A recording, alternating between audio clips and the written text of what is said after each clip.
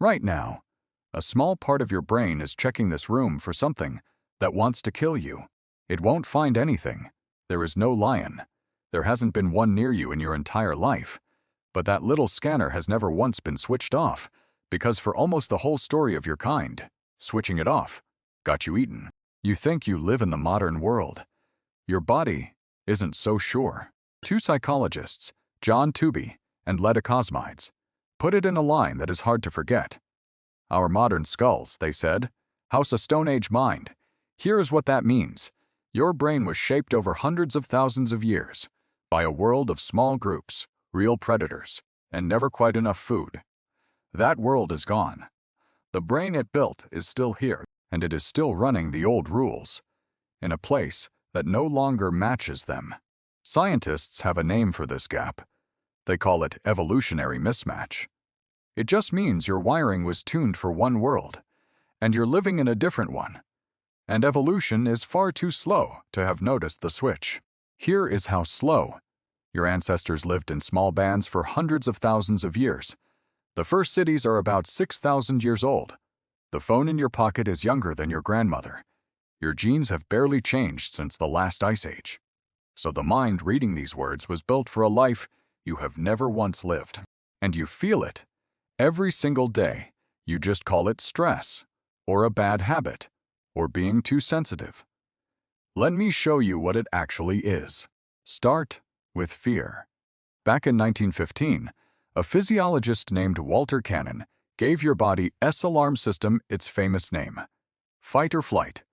He noticed that when an animal is threatened, the whole body flips into gear at once.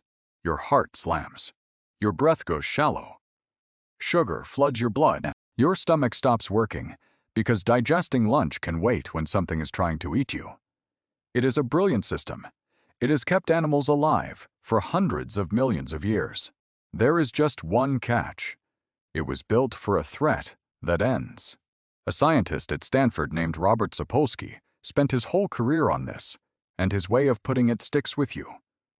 A zebra sees a lion. It sprints for its life. And if it lives, it is back to grazing 20 minutes later. Calm. The whole thing over. The alarm fired. Then it shut off. That is the design. A short, sharp burst. Then rest. Now, look at your version. Your lion is an email. A text that just says, "Can we talk?" A number in your bank account at the end of the month. And here is the problem. That lion never leaves. You can't outrun a mortgage. You can't win a foot race against a group chat. So the same ancient alarm that was meant to blast for 3 minutes and stop, instead runs low and quiet all day long. For weeks. For years. With end, your ancestor got a flood of stress chemicals, then burned it all off running. You get a slow drip that never fully drains, and your body was never built for the drip. That constant, low simmer is tied to worse sleep, a foggier memory, a more tired heart. The system isn't damaged. It is just still waiting for a chase that is supposed to end, and never does. Now, let's talk about why you can't stop eating. Picture your ancestor finding a tree heavy with ripe fruit, or a hive dripping with honey. Sugar like that was rare, and it was gold. Pure, fast energy in a world where the next meal was never promised. So the brain wrote a simple rule. Find sweet, find fat. Eat all of it. Right now. The people who loved sugar the most made it through the hungry months. You are their grandchild. You inherited the craving. That craving was a gift. For almost all of human history, it saved lives.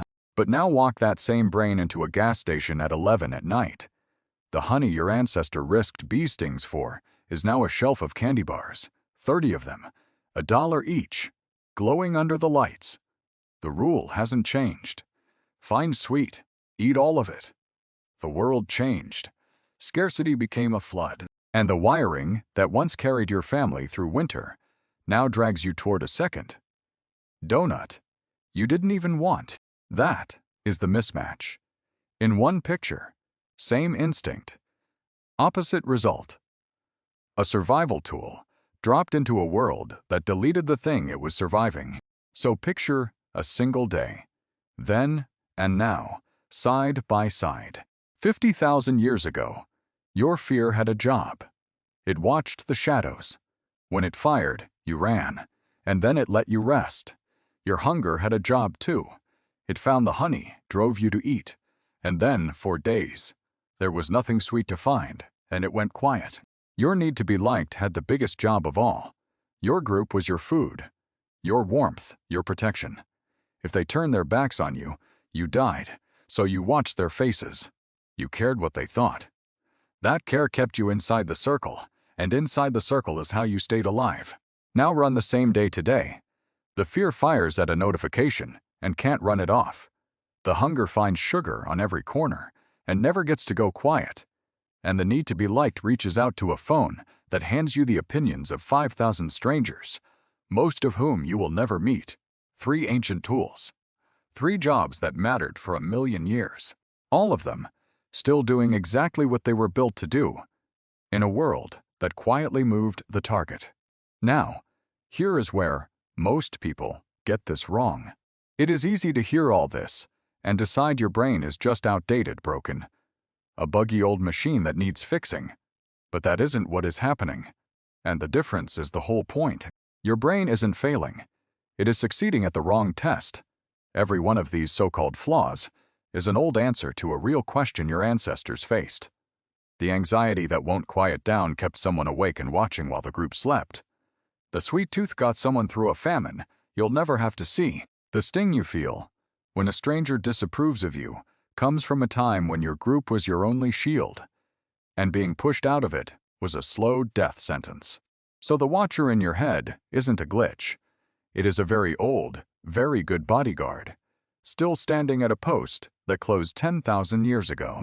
Now, I have to be honest with you about the edges of this. Because the truth matters more than a clean story. We can't scan a Stone Age brain. Nobody recorded an ancestor's fear. Everything you just heard is pieced together from what we can still measure. How your body handles stress today, how other animals share the same alarm, how living hunter-gatherer groups actually eat. And some versions of this idea get pushed way too far. You'll hear people explain every single modern feeling as a caveman leftover, and a lot of that is just a good-sounding guess wearing a lab coat. The strong cases, the stress that won't switch off, and the hunger built for scarcity, stand on solid ground. The rest, you should hold loosely. A real story with honest edges beats a neat one that is half-invented. But the core of it holds, and once you see it, you can't unsee it. So, watch yourself tomorrow. When your chest tightens at a buzzing phone, that is the alarm, firing for a threat it can never outrun. When you reach for something sweet you're not even hungry for, that is a hungry ancestor reaching through you toward a winter that isn't coming. When one rude comment from someone, you'll never meet ruins your whole afternoon, that is a mind that still believes the group is everything. Because for almost all of time, it was. You are not weak.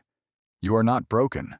You are a Stone Age human in modern clothes, walking through a world that got strange faster than your body could follow. Right now, a small part of your brain is still checking the room for something that wants to kill you. There is nothing there. There hasn't been for 10,000 years. But that quiet little watcher never left its post. And that watcher, tired and out of place as it is the whole reason you're here to notice it at all.